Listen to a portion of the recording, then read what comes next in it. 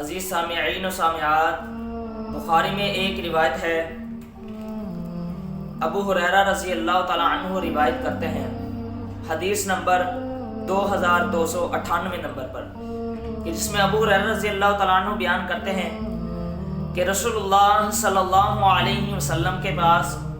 جب کوئی ایسا جنازہ لایا جاتا جس پر قرض ہوتا، وہ مقروض ہوتا،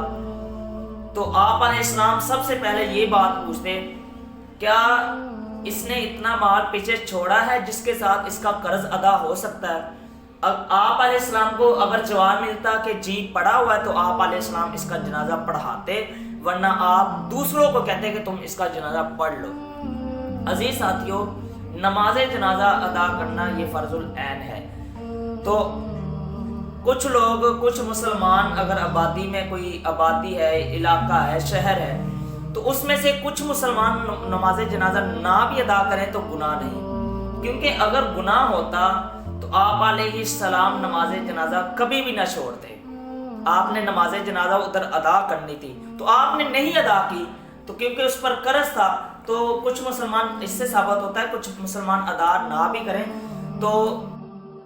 لیکن یہ جنازہ ادا کرنا ایک مسلمان کا دوسرے مسلمان پر حق ہے، کیونکہ بخاری میں ایک روایت ہے 1240 نمبر پر، جس میں ابو ہریرہ رضی اللہ تعالیٰ عنہ بیان کرتے ہیں کہ رسول اللہ صلی اللہ علیہ وسلم نے فرمایا کہ ایک مسلمان کے دوسرے مسلمان پر 5 حق ہیں۔ ان میں سے، ان 5 حق میں سے ایک حق یہ بھی ہے کہ جب وہ فوت ہو جائے، مسلمان بھائی کی فوت ہو جائے، تو اس کے پیچھے جانا، یعنی پیچھے جانے سے مراد اس کے جنازے کے پیچھے جانا، نماز جنازہ ادا کرنا۔ تو عزیز ساتھیوں، نماز ادا کرنے کی 2 صورتیں ہیں۔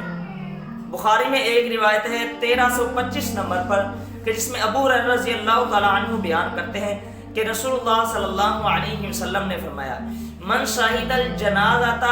حتی یصلی فلہ قیرات ومن شہد حتی تدفن کان لہ قیراتان قیل ومل قیراتان قال مثل الجبلین العظیمین۔ اس کی 2 صورتیں ہیں۔ آپ علیہ السلام نے کہا، ایک تو یہ کہ نماز جنازہ ادا کرنا، نماز جنازہ پڑھنا اور پڑھ کر واپس آ جانا، کہا اس کے لیے 1 قرات ہے۔ نماز جنازہ کی اہمیت اور فضیلت بیان ہو رہی ہے، کہا اس کے لیے 1 قرات ہے، اور جو نماز جنازہ ادا بھی کی، نماز بھی پڑھی اور دفن کر کے پھر واپس آئے، اس کے لیے 2 قرات ہے۔ تو آپ علیہ السلام سے جب پوچھا گیا نا کہ اے اللہ کے نبی یہ قرات کیا ہے، 1 قرات 2 قرات کیا ہے، تو آپ علیہ السلام نے کہا 1 قرات 1 پہاڑ جتنا ثواب، اور 2 قرات سے مراد کے 2 عظیم بڑے پہاڑوں جتنا ثواب ہے، اس کی مثل ہے۔ 2 نماز جنازہ ادا کرتا ہے، تو ہم نماز جنازہ تو الحمدللہ ادا کرتے ہیں،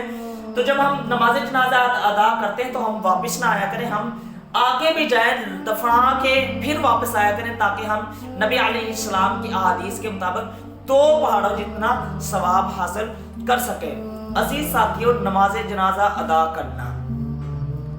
یہ ہمارا حق ہے، کیونکہ یہ ہمارا آخری حق ہی ہوتا ہے جو ہم نے اپنے بھائی کا ادا کرنا ہوتا ہے۔ نہ تو ہم اس کو کوئی اپنی پراپرٹی کا کوئی پلاٹ دے سکتے ہیں، نہ ہم اسے کوئی گھر دلا سکتے ہیں، تو نہ ہی ہم اسے کچھ پیسے دے سکتے ہیں جس کے ساتھ اس کی مدد نہیں، ہم ایسا کچھ بھی نہیں کر سکتے، کیونکہ وہ اس کے لیے ابھی کام آ ہی نہیں سکتے،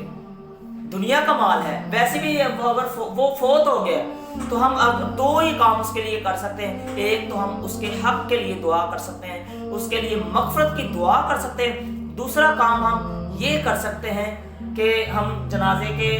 پیچھے جا کر یہ اس کا نماز جنازہ ادا کریں، یہ 2 ہم کام کر سکتے ہیں۔ تو رسول اللہ صلی اللہ علیہ وسلم نے فرمایا کہ 2 کام زندگی میں لازمی کیا کرو، ایک مریض کی عیادت، دوسرا جنازے کے پیچھے جانا، کیونکہ یہ 2 کام ایسے ہیں جو تمہیں آخرت یاد کرواتے ہیں۔ وہ کیسے؟ جب ہم مریض کی عیادت کرتے ہیں تو وہ بیمار ہوتا ہے تو وہ نمازیں پڑھتا ہے، جو نہیں پڑھتا، یہ ان کی مثال۔ ایک تو نمازیں پڑھتا ہے تو وہ مشکل میں ہوتا ہے، تو ہم جب اس کی عیادت کرنے کے جائیں گے تو وہ کھانے میں بھی اس کو مشکل ہوگی، بیٹھنے میں، اٹھنے میں، ہر چیز میں اس کو مشکل ادا ہوگی۔ تو